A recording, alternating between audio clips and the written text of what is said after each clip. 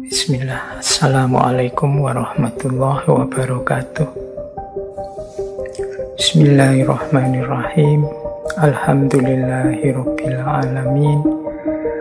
Assalatu wassalamu ala asyrafil anbiya'i wal mursalin sayyidina wa maulana Muhammadin wa ala alihi wa ashabihi wa man tabi'ahum bi ihsanin ila yaumiddin. Amma ba'du. Bismillah teman-teman, mari kita belajar lagi. Silahkan teman-teman yang mungkin ambil nafas sebentar, karena ini materinya padat malam hari ini. Baik, tentang kebahagiaan ada beberapa tips, beberapa kata-kata bijaksana dari Seneca. Yang pertama, kata Seneca begini: orang itu menjadi sengsara karena ia berpikir dirinya begitu. Begitupun dengan bahagia. Jadi, pertama, Seneca ingin mengingatkan pada kita, bahagia atau tidak itu tergantung pemikiran kita tentang diri kita. Kunci pertama itu sama sekali tidak ada hubungannya dengan hal-hal di luar diri kita. Kuncinya tentang anggapan kita, pikiran kita terhadap diri kita. Sepahit apapun situasi, separah apapun kondisi, kalau kita menganggap, aku masih bahagia kok, aku masih bersyukur dengan situasi seperti ini, aku ini masih tergolong orang yang beruntung, jadi aku harus tetap bersyukur dan bahagia. Itu ya kita bahagia. Meskipun situasinya sebenarnya tidak terlalu sedih, tidak terlalu mengenaskan, meskipun hanya kesulitan kecil saja dalam hidup, tapi kalau kita merasa, hidupku ini malang sekali, hidupku ini menyedihkan sekali, salahku apa kok Allah mengujiku seperti ini, ya jadilah kita orang yang tidak bahagia. Meskipun mungkin sebenarnya ujiannya hanya kecil saja. Sebaliknya, orang yang ujiannya sangat berat tapi menganggap, aku masih bahagia, masih banyak orang yang lebih malang dari aku, lebih sedih nasibnya dari aku masih tetap harus bersyukur pada Allah. Itu pun dia masih orang yang bahagia.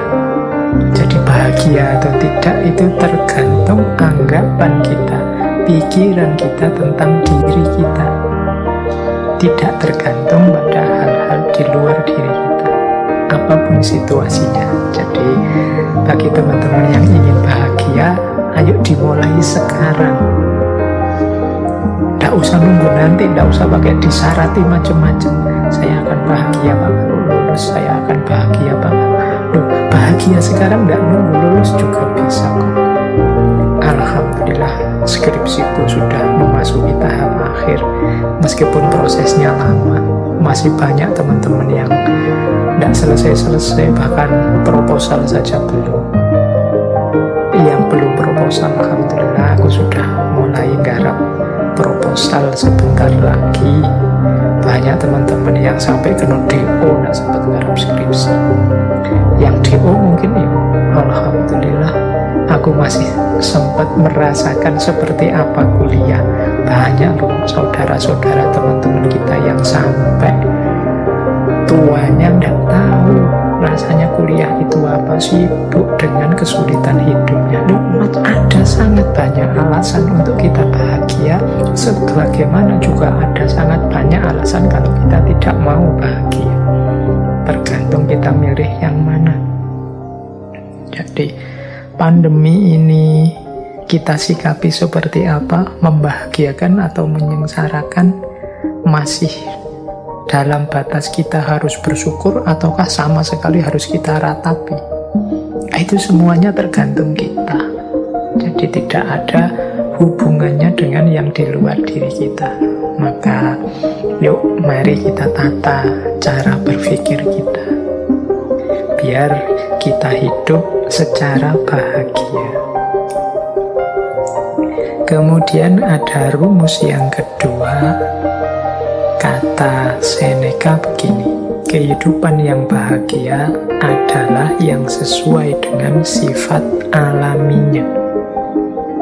Jadi kebahagiaan itu akan muncul kalau kita ngerti kondisi harmonis seimbang alami dalam kehidupan kita.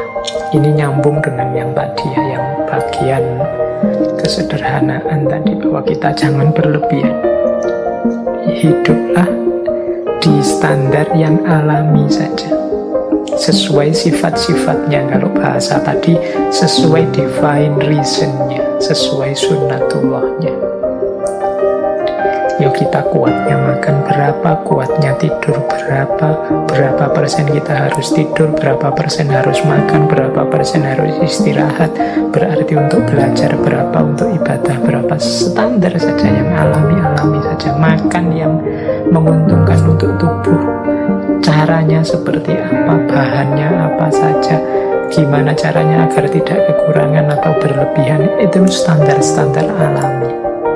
Kalau kita bisa hidup dengan standar yang alami tadi, yang mudahnya tidak kekurangan, tidak berlebihan, insya Allah kita akan bahagia. Yang ketiga, kata Seneca begini: berbahagialah mereka yang dapat bertahan di saat menerima keberuntungan dan ketidakberuntungan. Jadi mental ketiga yang melahirkan kebahagiaan adalah penerimaan. Di antara sumber ketidakbahagiaan kita adalah kita tidak terima dengan situasi yang padahal sudah nyata kita hadapi. Kita tidak mau ngaku, kita tidak mau menerima bahwa oh iya, sekarang memang situasinya seperti ini. Oh iya, sekarang memang kondisinya begini. Mari kita terima dulu kenyataan hidup, kalau orang Jawa menyebut kasunyatan. Mari kita terima dulu apapun situasi yang memang sudah jelas kita hadapi. Ini akan membuat kita bahagia, bahwa untuk selanjutnya, wah, saya harus mengubahnya jadi lebih baik, saya harus memperjuangkannya agar lebih berkualitas. Monggo. Tapi pertama-tama mari kita terima dulu apapun situasinya. Jadi kalau bahasa psikologisnya, jangan denial, jangan menyangkal. Kalau memang faktanya sudah terjadi, bukti nyatanya sudah kelihatan, yuk kita terima. Biar tidak gelisah jiwa kita, tidak bingung. Jadi, apakah itu jenisnya keberuntungan atau ketidakberuntungan? Ini lebih kondusif untuk kebahagiaan hidup kita, dibandingkan kalau kita menolak terus, kita curiga terus, kita membantah terus, tidak terima terus. Itu secara psikologis tidak kondusif, membuat kita tidak bahagia. Akan lebih baik kalau kita terima. Pak, kalau kita dibohongi, akhirnya gimana Pak? Ya enggak apa-apa, kita akui saja bahwa kita memang dibohongi. Besok semoga saya enggak dibohongi lagi, berarti saya harus belajar. Itu lebih membahagiakan daripada sejak awal kita curiga terus. Curiga itu pasti enggak bahagia, suudzon itu pasti tidak membahagiakan. Kemudian hasilnya memang dibohongi terus marah-marah, ini juga tidak membahagiakan. Diakui saja fakta, berarti aku ini kurang pinter, aku ini kurang jeli, aku ini ternyata yang aku anggap aku ini pinter, ternyata aku masih bisa dibohongi, berarti aku memang manusia yang lemah. Sejak saat ini aku akan belajar biar tidak dibohongi. Itu mungkin lebih kondusif untuk hidup kita dibandingkan kita menyangkal terus, denial terus terhadap fakta yang memang sudah nyata kita hadapi. Lebih menenteramkan.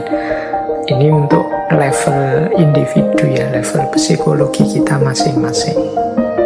Mungkin kalau nanti urusannya beda, mungkin level sosial atau politik atau ekonomi logikanya mungkin berbeda. Tapi untuk kenyamanan kebahagiaan hidup kita, penting bagi kita untuk mengakui dan menerima situasi yang kita hadapi, baik bentuknya keberuntungan maupun ketidakberuntungan. Nah, yang keempat, ini ada rumus dari Seneca begini. Keberuntungan itu adalah apa yang terjadi saat persiapan bertemu kesempatan.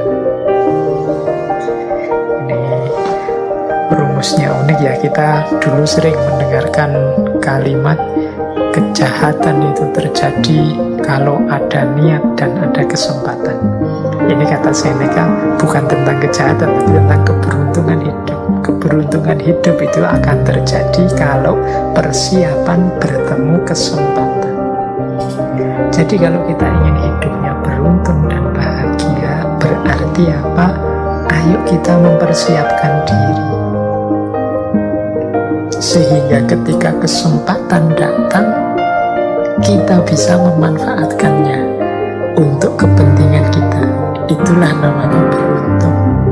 Untuk hal apa saja yang kita inginkan jadi target-target kita, kalau tadi di depan ada tujuan hidup kita, mari kita siap-siap. Jangan sampai kesempatannya datang kita belum siap. Atau sebaliknya juga, persiapan kita sudah matang, kesempatannya tidak datang. Hanya saja kalau kesempatan kan kita tidak menguasai sendiri. Kesempatan itu kadang datang dari luar diri kita. Tapi kalau persiapan itu kita sepenuhnya yang melakukan. Jadi mari siap-siap. Sampean ingin apa? Misalnya saya nanti ingin jadi orang yang di masyarakat itu dihargai, kemudian mungkin disuruh ceramah, disuruh sambutan, bisa kalau tiba-tiba disuruh memberi tausiah, wah itu besok bayanganku begitu aku. Nah, berarti harus sejak sekarang latihan ngomong, latihan pidato, latihan ceramah, itu persiapan. Siapa tahu tiba-tiba ketemu momen, monggo mas memberi sambutan, memberi tausiah, ini Pak Yainya tidak datang, lu kita sudah siap. Itu kan keberuntungan. Begitu tampil, wah ternyata luar biasa, besok diundang bicara lagi ya. Itu namanya keberuntungan. Ketika persiapan ketemu kesempatan.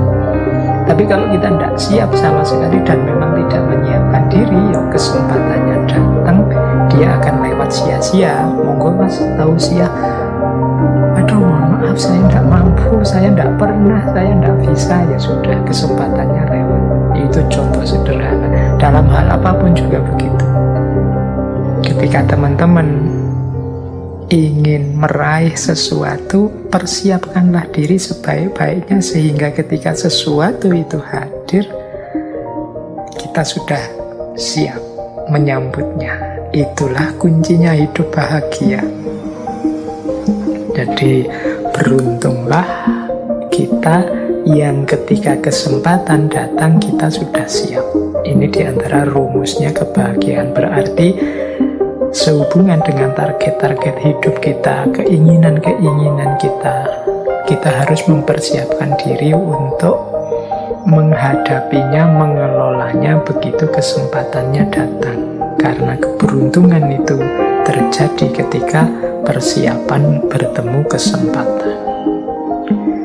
Jadi ada 4 rumusnya kebahagiaan kalau versinya Seneca.